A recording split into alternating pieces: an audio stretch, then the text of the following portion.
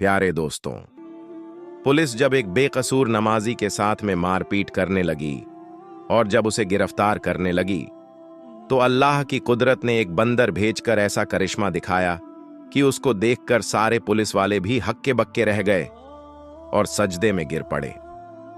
आज की इस वीडियो में हम आपको इस वाकये की पूरी तफसील बताने वाले हैं, जिसको सुनकर यकीनन आप लोग भी हैरान और परेशान हो जाओगे और आप भी यह मानने पर मजबूर हो जाओगे कि मेरे अल्लाह की कुदरत बहुत बड़ी है और अल्लाह अपने हर एक नेक बंदे की दुआ को जरूर सुनता है, उनके दुख मुसीबत में मदद भी करता है।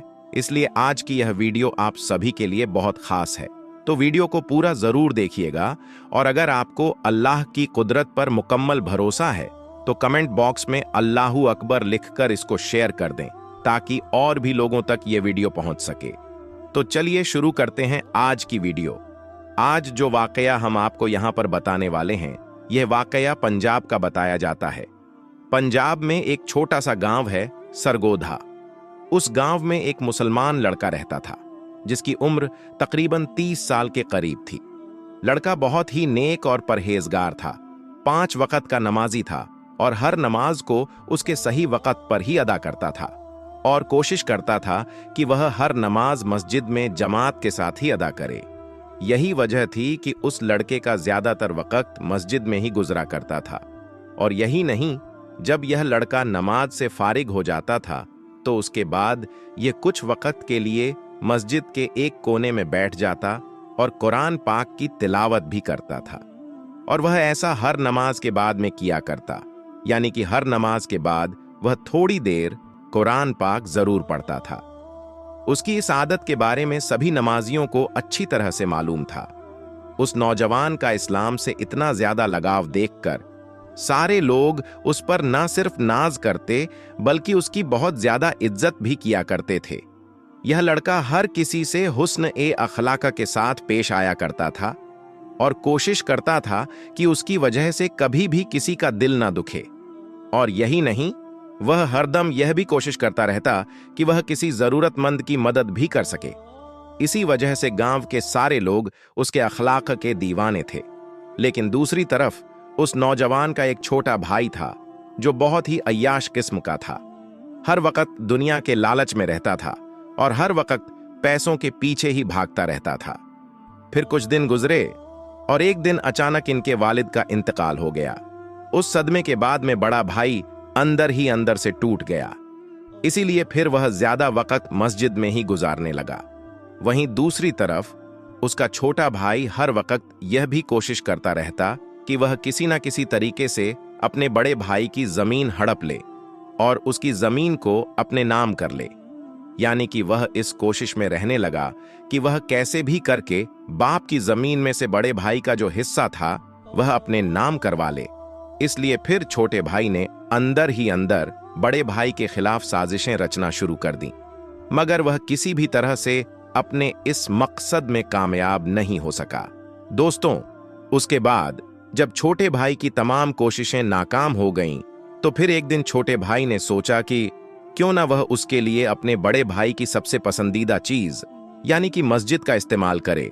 इसलिए फिर वह सोचने लगा कि वह अपने बड़े भाई को मस्जिद के ही किसी काम में मस्जिद की चोरी में फंसा दे, जिससे वह मस्जिद में जाना छोड़ दे।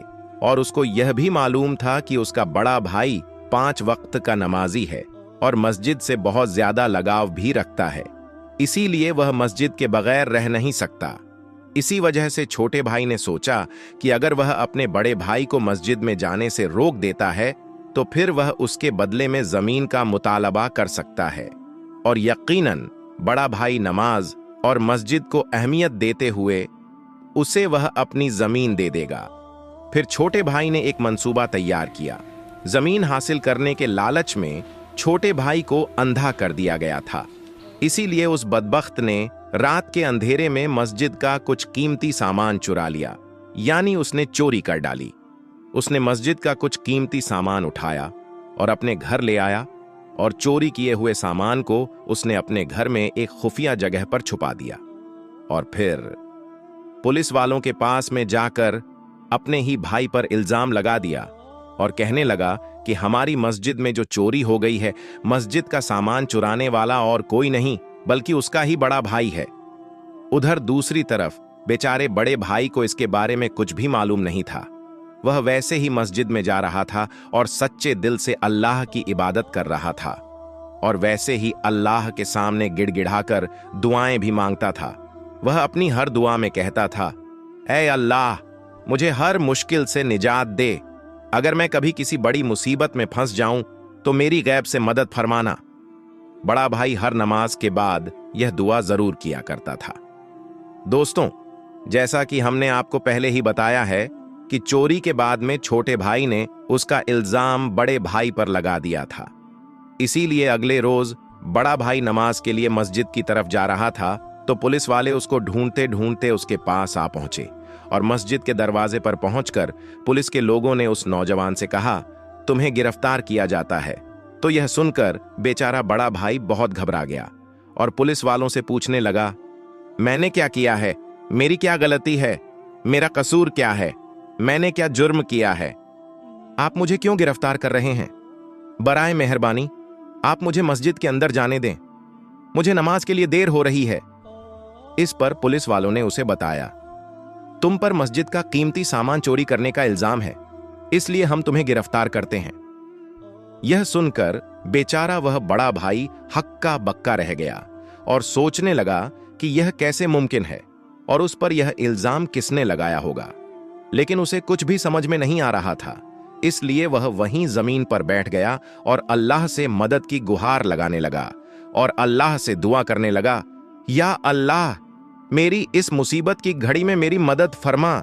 या अल्लाह, तू जानता है कि मैं चोर नहीं हूं, मैं कभी किसी की चोरी नहीं कर सकता और ना ही मैंने मस्जिद से यह कीमती सामान चुराया है।